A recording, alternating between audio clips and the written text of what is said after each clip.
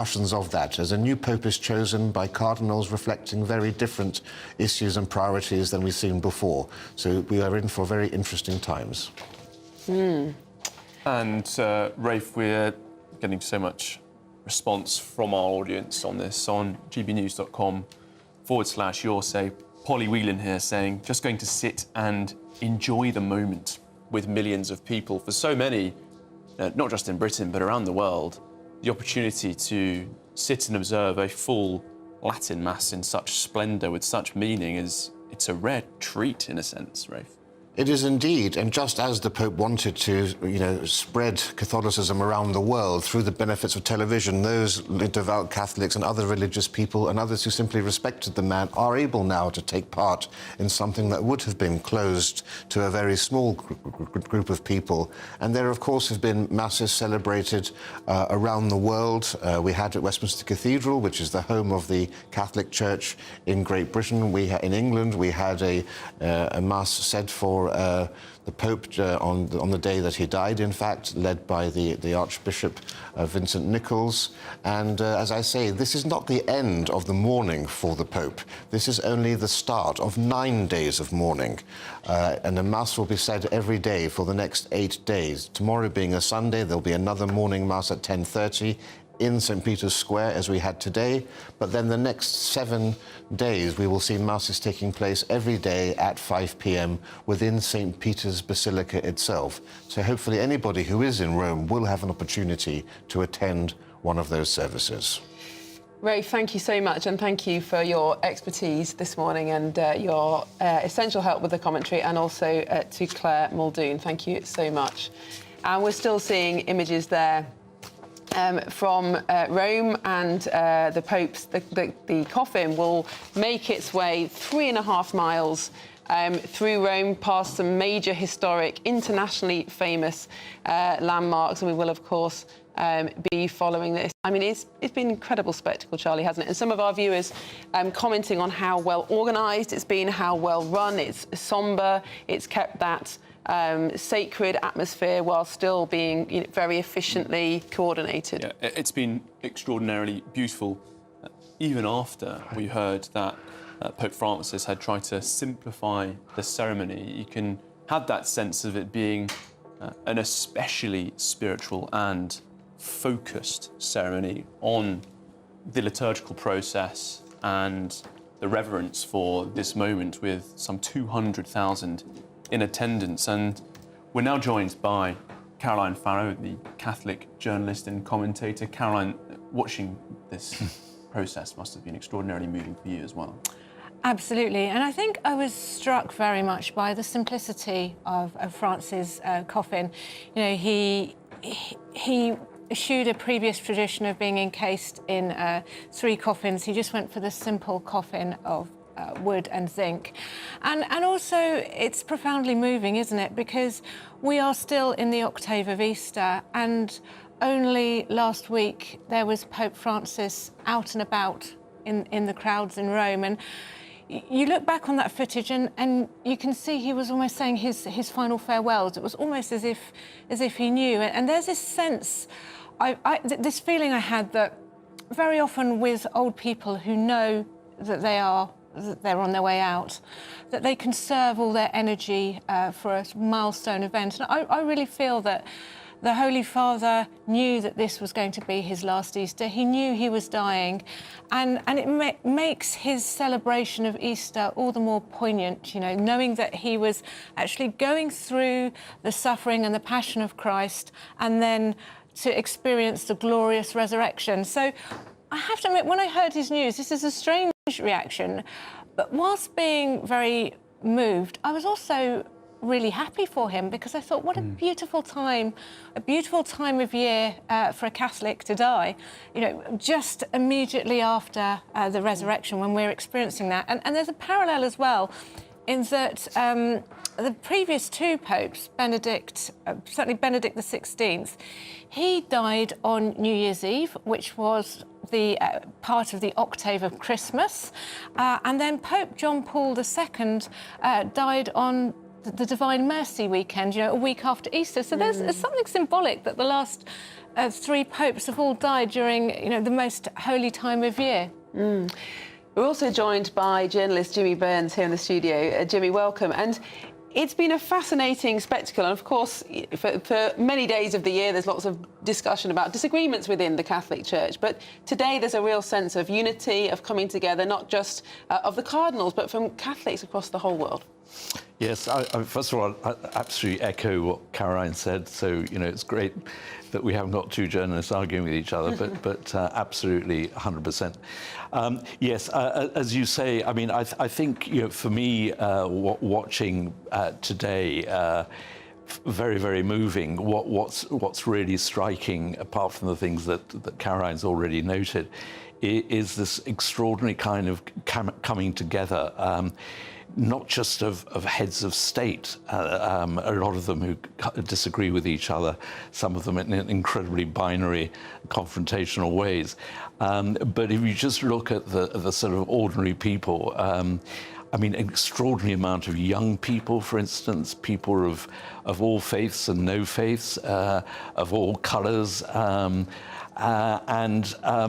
was struck, for instance, early on in the morning of a sort of an indigenous dressed person, which is a reminder of how this Pope Francis really was someone who reached out, beyond boundaries, beyond frontiers, extending a handshake of peace, compassion, and reconciliation. And I think this is a fitting tribute to his legacy, to have not just 250,000 people in the streets of Rome, but all over the world, people watching this, who cannot but feel involved in this unique event.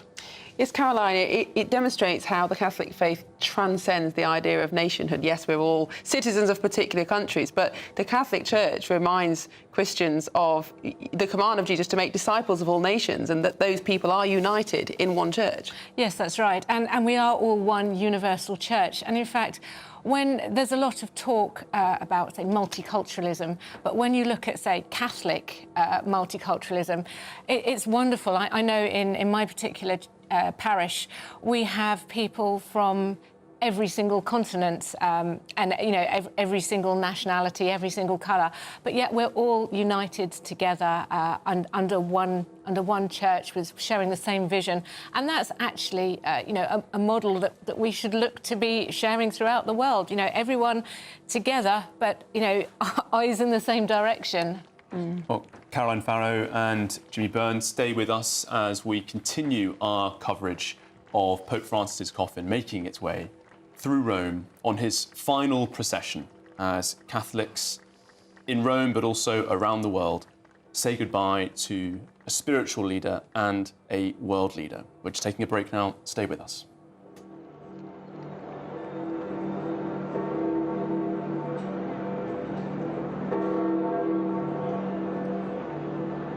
We're proud to be GB News, the People's Channel. And as you know, we always love to hear your views. Now, there's a new way of getting in touch with us at gbnews.com/yoursay. By commenting, you can be part of a live conversation and join our GB News community. You can even talk to me, Bev Turner, or any of the members of the GB News family.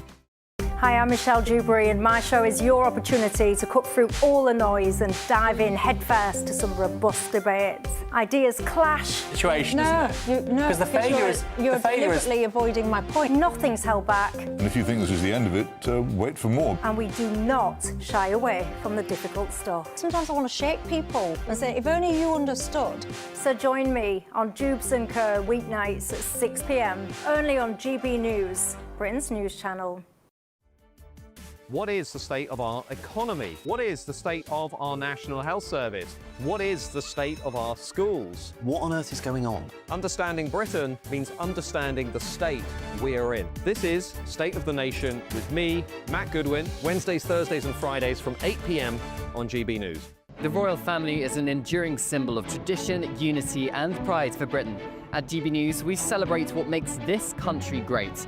In our new royal newsletter series, you can join me, Cameron Walker, for Inside the Palace, an exclusive look every week that takes you beyond the gates and brings you the very latest from those at the heart of the monarchy.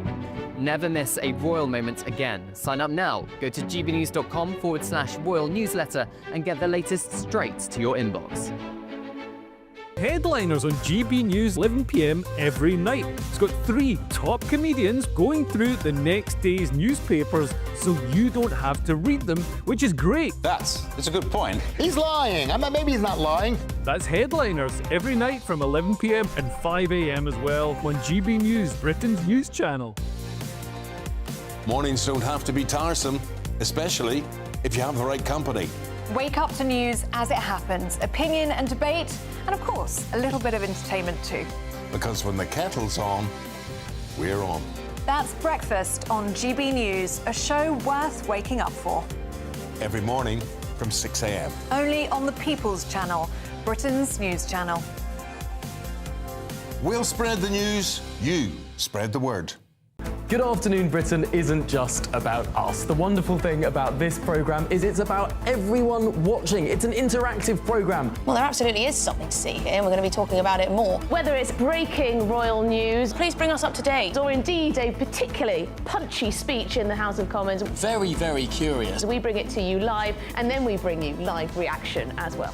That's Good Afternoon Britain, weekdays from midday. Only on GB News, the People's Channel, Britain's news channel.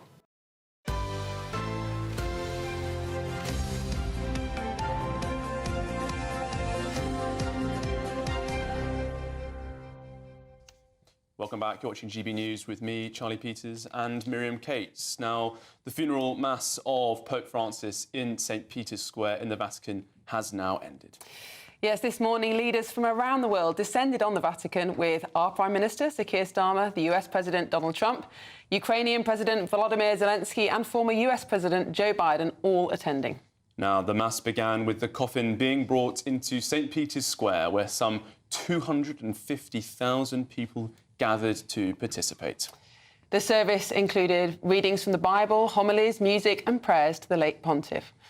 Now, Pope Francis' coffin is being processed through the streets of Rome to the Basilica of St. Mary Major, where he will be buried. Now, we're joined in the studio by Catholic commentators and authors Jimmy Burns and Caroline Farrow. And Jimmy, we're seeing these live pictures now of this procession continuing.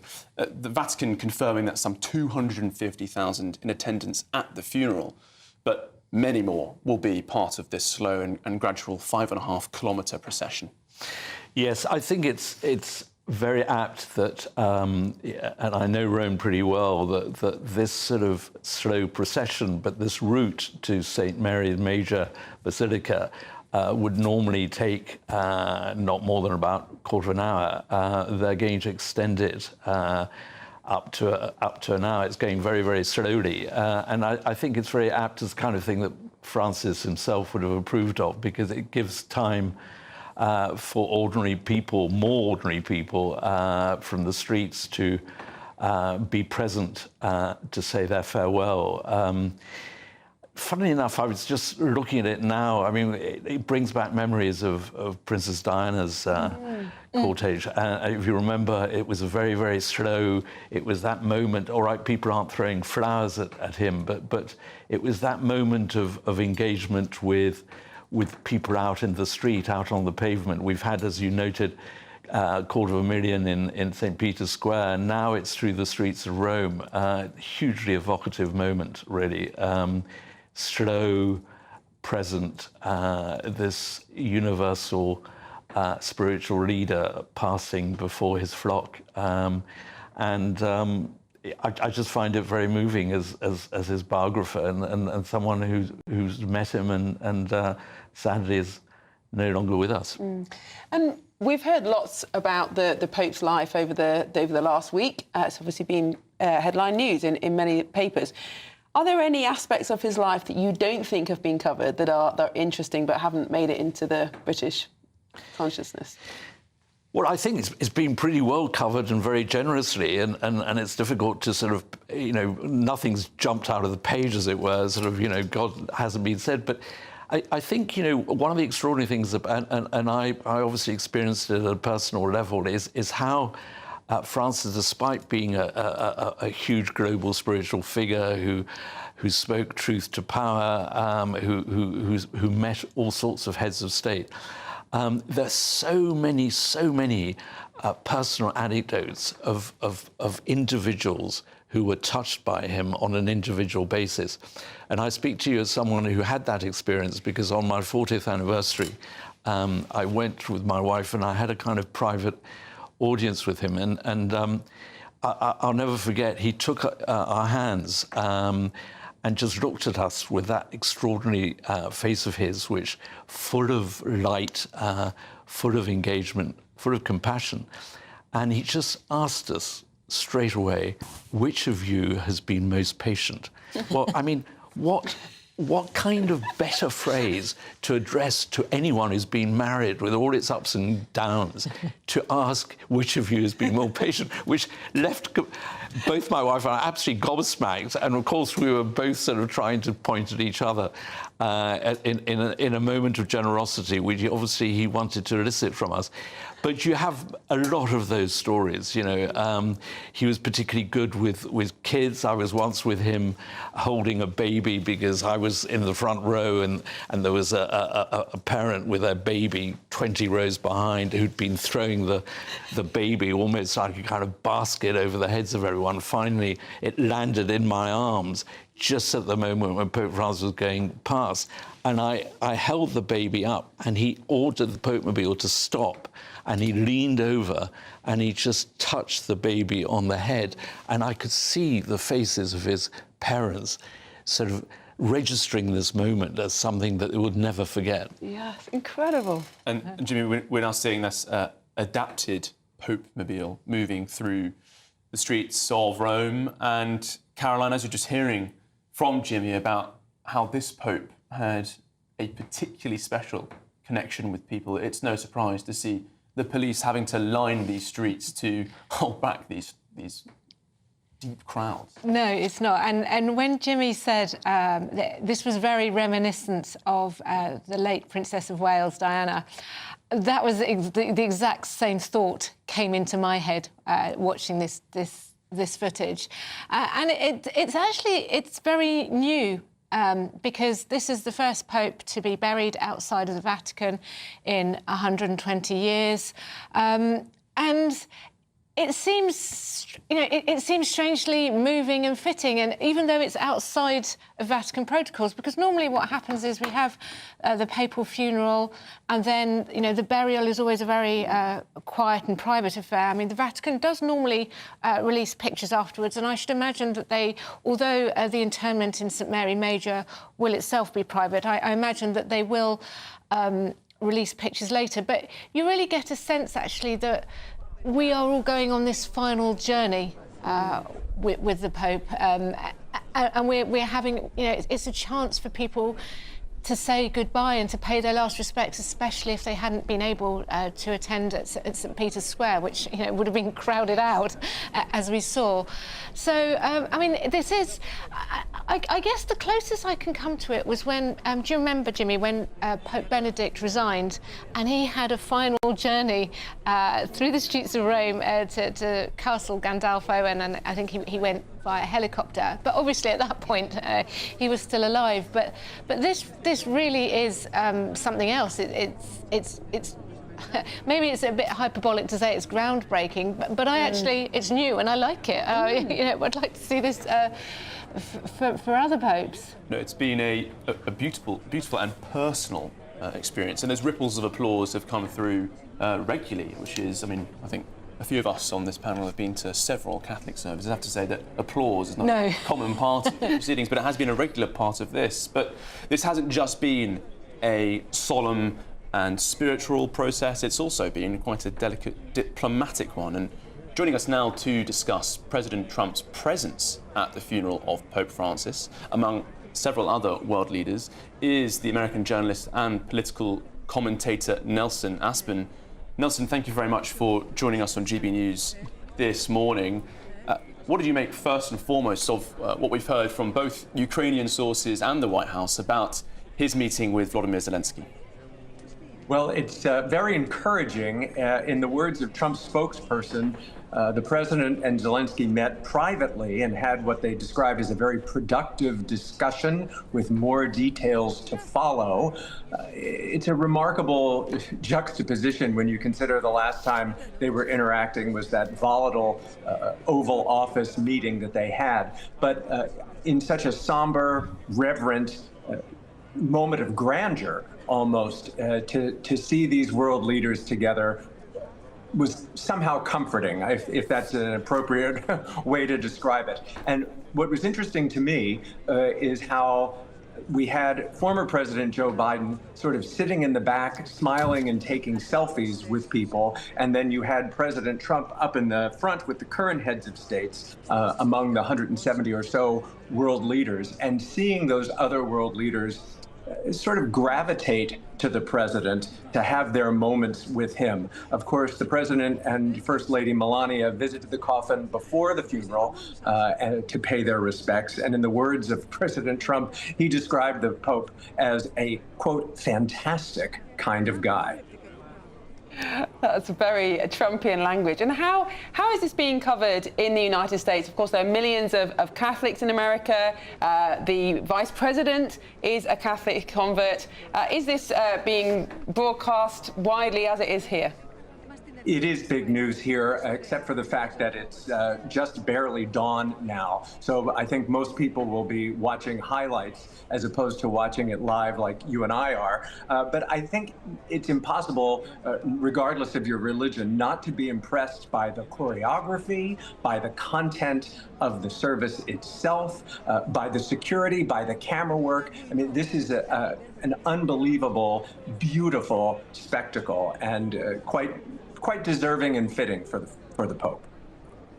We've seen some truly extraordinary pictures from inside the Vatican this morning of Volodymyr Zelensky meeting with President Trump. We're bringing those pictures to the screen now.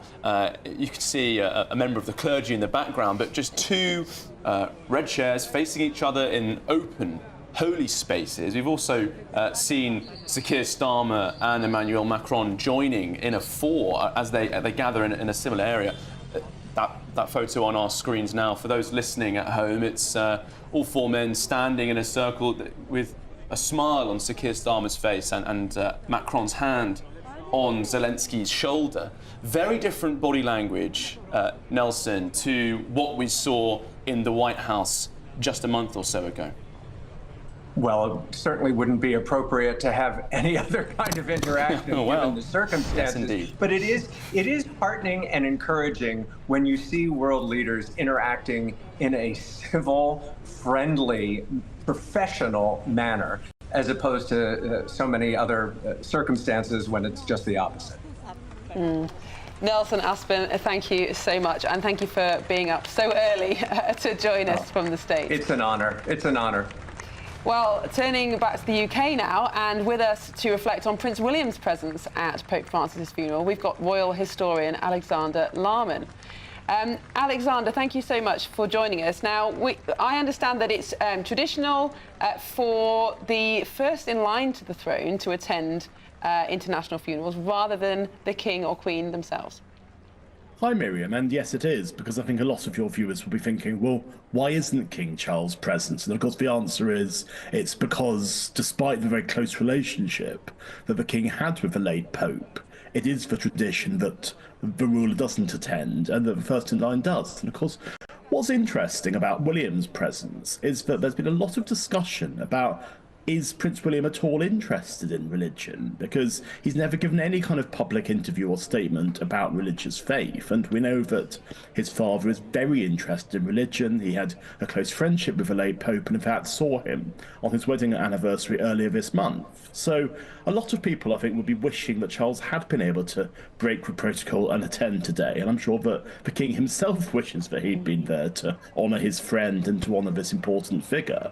But what I think it is interesting about William, who clearly is being groomed as the future king and is being put in these positions where he is seen amongst other leading world statesmen. I think this is the first time, really, outside of something like a royal wedding or a coronation or a funeral, that he is being seen at a religious event, because as you can see from the pictures in front of us, I mean, this is a huge deal. This is an absolutely massive, seismic day for so many people, and obviously William's presence is going to be very closely observed. And Alexander, we're seeing Prince William at the funeral earlier in the third row, next to the German Chancellor, Olaf Scholz, but also the King of Jordan, Abdullah II, in front of him. Is this an important opportunity for the royal family to create and further relationships they have with other world leaders? Well, I think that the relationships exist already. I mean, it isn't like a Trump-Zelensky meeting. It doesn't have any massively important political value. I mean, the value is symbolic. But I think that what's interesting for William personally is the sense, I mean, obviously he is baptised in the Church of England. He is somebody who is an Anglican, not a Catholic. But nonetheless, he's never shown any interest in religion. He's never shown any kind of expression of faith or anything like that, and most people who know him say he doesn't have any particular religious faith. So this might be something of a wake-up call. This might actually be an opportunity for him to think, I see how important religion is to people. I see that this is not just an expression of leisure activity, but something which has this huge, important value which is more than just symbolic.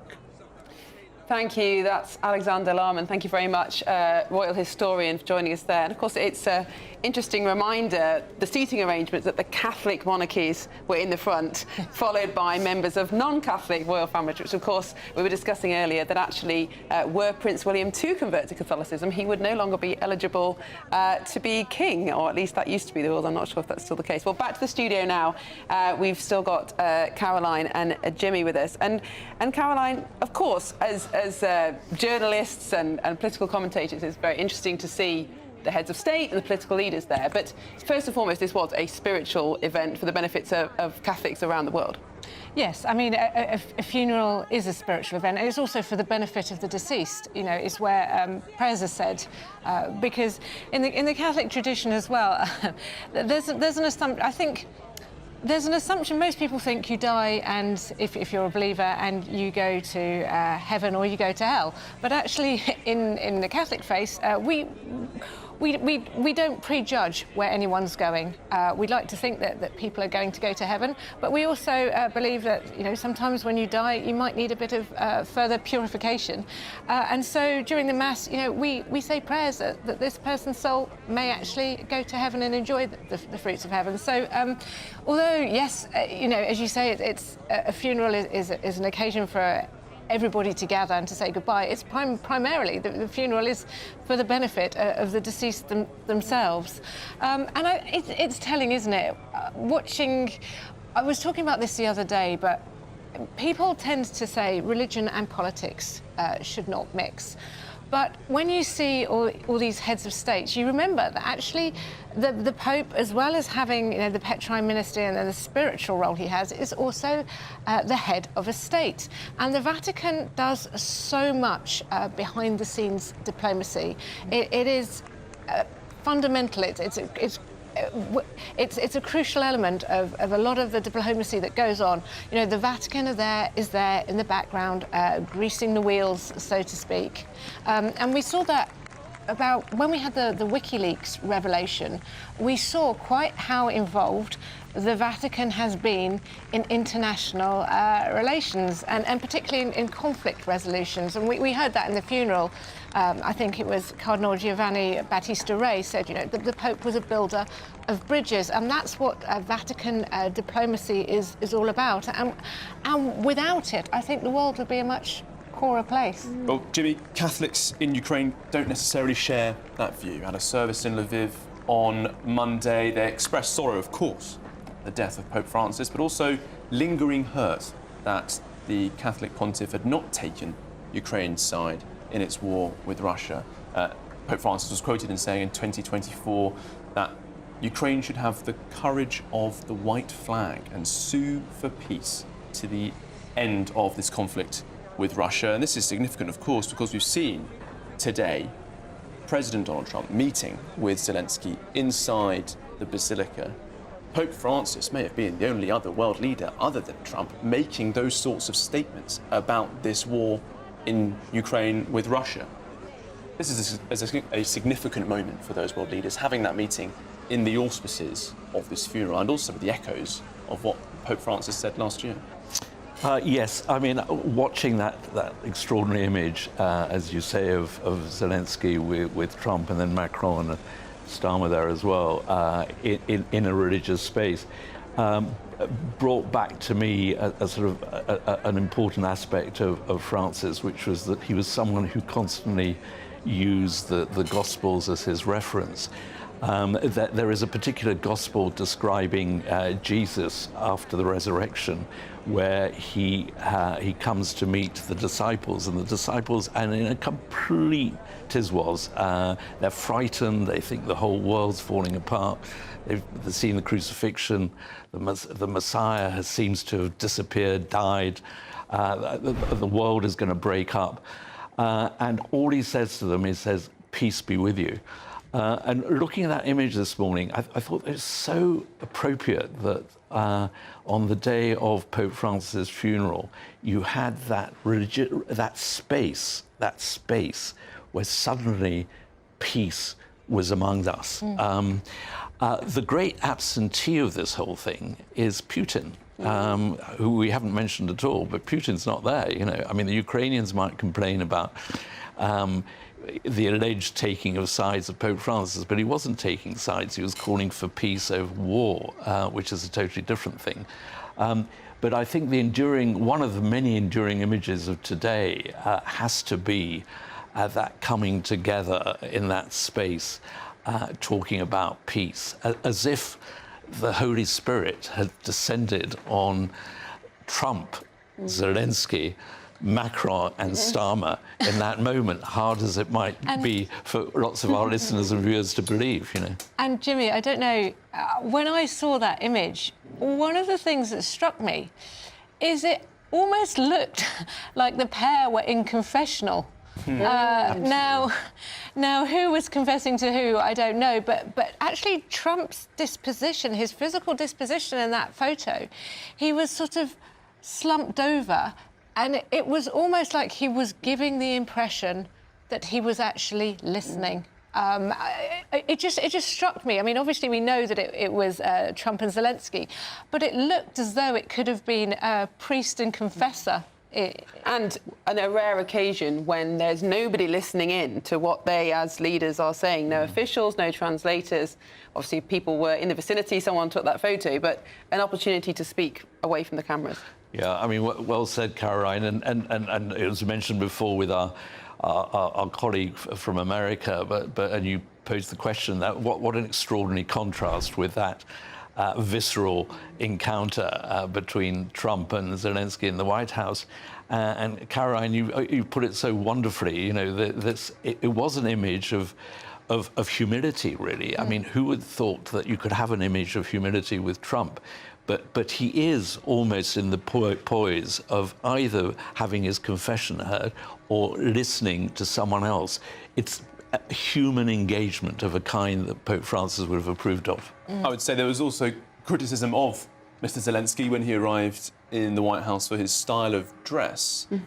Today, he is wearing his more typical sort of combat fatigue style, but in an all-black outfit. And President Trump has slightly broken with protocol by wearing a blue, quite light blue navy suit, whereas other world leaders are wearing black suits and black ties. I wonder if Mr. Zelensky took the opportunity to remind him of his own. But the one thing we know about Pope Francis is, you know, he would have been the first to break with protocols of dress. I mean, the minute he was elected Pope, he did away with the Massetto, the red cape. And also, controversially, I was laughing with Jimmy about this before we went on air. The Pope traditionally wears a pair of red shoes to signify that he is walking in the footsteps of the blood of the martyrs. And the manufacturer of these shoes has traditionally traditionally been Prada. So when Francis was elected and he said, I'm not going to wear the Prada red shoes, you know, everyone thought how marvellous it was that he was eschewing the designer gear. But of course, you know, these shoes did have particular symbolism.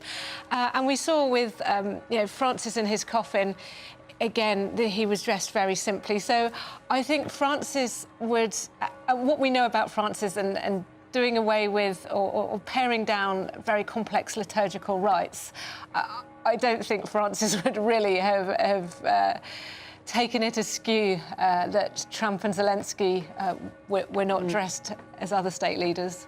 Jimmy, just very quickly, do you think the Vatican achieved that right balance between the simplicity of a funeral for an individual believer and the symbolism of this being a head of state and a serious world leader? Yes, I think it's been an extraordinary. I sort of hesitate to use the word ceremony, but I would like to call it a universal gathering, really. And I'm talking about not just the people actually witnessing it live in presence, but also, you know, thank goodness for satellite TV and everything else sort of being beamed around the world. I just want to make one sort of comment on the images we're getting now. You know, I'm thinking it is the Pope-mobile. Of course, you know, those of us who've been with the Pope on his various journeys, sort of suddenly not seeing him live in the Pope-mobile, but seeing his coffin, his simple coffin there, is a very striking image. And it also brings back, you know, Caroline was talking about his suing the Pravda shoes, but his first journey in a car quite soon after being elected Pope was in a bashed up Fiat second-hand car, you know. Maybe they should have had that, you know. That would have that would have trumped Trump, you know. And Jimmy and Caroline, we're now seeing the arrival of Pope Francis's coffin to the Santa Maria Maggiore church, the resting place, as part of this procession out of Vatican City through the streets of Rome. And Caroline, we saw those crowds gathering throughout that process. Over 250,000 in attendance in the Vatican as well. Yes, and now he's going to be greeted on the steps. We'll see a group of about 40 people, and they're people, you know, they're the poor, the homeless, prisoners, migrants, and even transgender individuals, which people will think, well, that's a bit strange because Pope Francis spoke out very strongly about gender ideology, but he was always keen to, you know, to condemn the behaviour but not the person. And, you know, his papacy was all about reaching out to the peripheries and reaching out to the margins. So I think there's something very fitting and very apt that he's got 40 very marginalised people standing there with a white rose to say, you know, thank you and goodbye, Holy Father. At the homily for the funeral mass, Cardinal Giovanni Battista Re concluded that, in contrast to what Pope Francis called the culture of waste, the pontiff spoke of the culture of encounter and solidarity. He often forcefully reminded us that we all belong to the same human family. And Jimmy, that message will be going around the world at this moment, and all people, regardless of their faith, regardless of whether or not even they're Catholic, of course, we'll be hoping that that message is heard through this extraordinarily beautiful procession. Yes, absolutely. You put it extremely well, quoting a very good part of the sermon. Yeah, I mean, absolutely. I think this is a universal gathering. It's also a moment of universal reconciliation. And let's not forget that one of his enduring legacies is the papal encyclical Laudato Si', which is a canticle from St. Francis of Assisi, that his name he took, which reminds us all of our common home, which we're all interconnected as human beings, and we're also particularly connected to the planet we inhabit. And Caroline, Pope Francis used to conclude his speeches and meetings by saying, do not forget to pray for me. And we heard Giovanni Battista Re saying, dear Pope Francis, we now ask you to pray for us. Indeed. I haven't really got an answer to that other than amen, really, and that's all we can do, and it just shows, that's who Pope Francis was, and that was what his papacy was about, praying with his people and being, a true spiritual father and a true pastor to his people. And I'm just looking now, actually, at the pallbearers, and the coffin still looks remarkably heavy, doesn't it? And you can see there the archbishops and the bishops and the cardinals filing in. And if you look just out of focus on the screen, I saw some of the group of people holding their white rose to say goodbye. And Jimmy, there's a sense, of course, of the spiritual reflection and quiet anticipation at this church from all the people there who are gathering for this final moment, of course. There's a large banner draped from an apartment block outside the church reading simply Grazie Francesco. Thank you, Francis, in Italian. This is their final moment to pay their respects to Pope Francis now. Yes, absolutely. And I think that thank you is a thank you that is being echoed across frontiers, across boundaries, across nations, across the world. And I personally woke up in the middle of the night and just found myself saying, thank you, Francis. And we're seeing now the coffin making its way into the Santa Maria Maggiore church, the Swiss guards there saluting the coffin of Pope Francis as the pallbearers bring them up those final steps into this holy site. Caroline, this concludes an extraordinary morning of remembrance and a celebration of the life of this pontiff. It absolutely does, and I'm just wondering at what point actually the cameras are going to switch off. It has been incredibly powerful, incredibly moving, and I hope in many ways, you've talked about the Pope being the Pope of encounter, and I hope in many ways that this can open up more people to the faith of the Catholic Church and to the hope of Christianity. That very often when we think about the Catholic Church and when we think about the Mass and liturgy, people sort of think of it as some archaic ritual that has no bearing on them and their lives. And I'm hoping and praying that this funeral will actually be a moment of evangelisation and encounter for many, and very moving to see, as you said earlier, how many young people are out on the streets of Rome, and how moved so many people were by this Pope.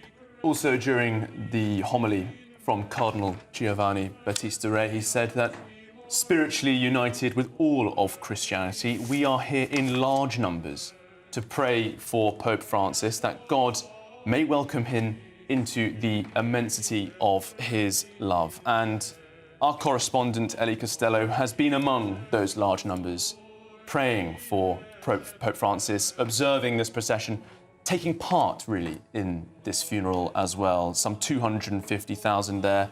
Ellie Costello, an extraordinary moment now as the coffin makes its final procession.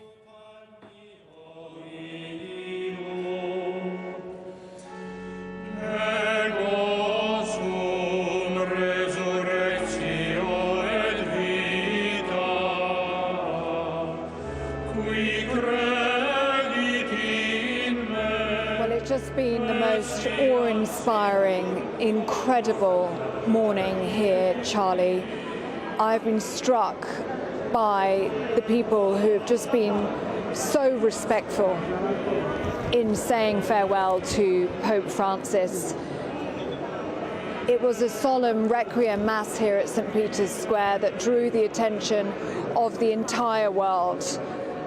130 countries were represented here by delegations, 50 heads of state, and 10 reigning monarchs. It brought together the world's elite and also the poorest in society, which is exactly what Pope Francis would have wanted. We saw groups of young people in the crowd in St. Peter's Square completely focused on the events that were taking place in front of them, taking in that moment in history, totally respectful and reverent of the scenes that were playing out in front of them as the sermon was delivered. There were rounds of applause from people in the crowd in St. Peter's Square, 250,000 of them, which is now being confirmed by the Vatican. And as a Catholic, that isn't something that I've ever experienced before. We don't clap during Mass, it's not something that we would do. But during this homily, 20 minutes worth of this homily, there were a number of rounds of applause from the crowd that gathered as they wanted to participate and show their appreciation for what was being shared by Cardinal Ray. Talks of Pope Francis's values, of the trips that he took as Pope. They mentioned his first trip to Lampedusa and his work with refugees on that island, and there was a large round of applause from the crowd here. It's not something that I've seen before, but it was a sense that this crowd were not simply spectators, they were participants. They were very much partaking in this Mass. And that was such a beautiful thing to witness, because it's exactly what Pope Francis would have wanted. He would have wanted everyone to be united, for everyone to be welcome in his church. And that was evidence. It was displayed during that funeral Mass, that Requiem Mass that was held for him. And we don't do eulogies in the Catholic Church. It's not something that is done. That is more something that is seen at vigils. But that sermon did feel so personal. It did sound like a eulogy, speaking about the work that he did and being the people's Pope. It talked about him being a shepherd to his sheep. It encompassed Pope Francis as a person and as a pontiff so very well, and I think that's why the crowd responded in the way that they did. And we can see even in the choices that have been made by Pope Francis in that wooden coffin, going along now to the St. Mary Major Church, and that is his final resting place. Even in those final choices, you can see that he wants to be among the people. The first Pope not to be buried in the tombs below the Vatican. Instead, he wanted to be out in the city of Rome, because it is worth remembering, isn't it, that he wasn't just the Pope of 1.4 billion Catholics all around the globe. He was the Bishop of Rome as well. He wants to be out in the city of Rome, where people can visit him and people can come and pray to him. And that was a really touching tribute at the end of the sermon by Cardinal Ray. And it was what Pope Francis always said to people that he met. He said, "Please pray for me." And what a touching tribute to Catholics all around the world, that now they can pray to Pope Francis in his final resting place of the St. Mary Major Church in Rome. And I was talking to a priest earlier on from Norway, and he was telling me that he thinks the location of St. Mary Major Church in Rome is also prevalent and also significant in the choice that Pope Francis made in choosing that as his final resting place. And that is because it is an impoverished part of the city. It's where there is a large homeless population, a large immigrant population. This priest told me that there are prostitutes out on the street outside. And that is the final resting place that Pope Francis chose. And this priest told me he believes that was intentional, so that when people come to pay their final respects to Pope Francis, when they come to visit him in the years to come, they will be amongst the poor, they will be amongst the homeless, they will be amongst the needy. And that is what Pope Francis wanted. He wanted the poor to be recognized. He wanted the poor to be held in the church's arms, but also the arms of society. And even in those final choices he made in the year before he died, the people, his flock, are at the very centre of his mind. Thank you very much, Ellie. That's Ellie Costello doing a wonderful job for GB News this morning, reporting live from the Pope's funeral in Rome. Very moving coverage there, I'm sure you will agree. I'm Dawn Neeson, and I've just taken over, and this is the weekend, and it does start here, and now we are slightly late, but obviously it's one of those very special mornings. So thank you for joining us, and I promise we will be talking about other things as well, but we will take a moment to reflect on what we have seen and witnessed this morning. So joining me now is the Vicar of Christchurch, New Malden, Stephen Kurt. Stephen, thank you very much for joining me this morning. Incredibly moving scenes we have seen all morning from the Pope's funeral. Can you reflect, as a vicar, what it means to you today, what you've witnessed, and how you think the whole event has been handled?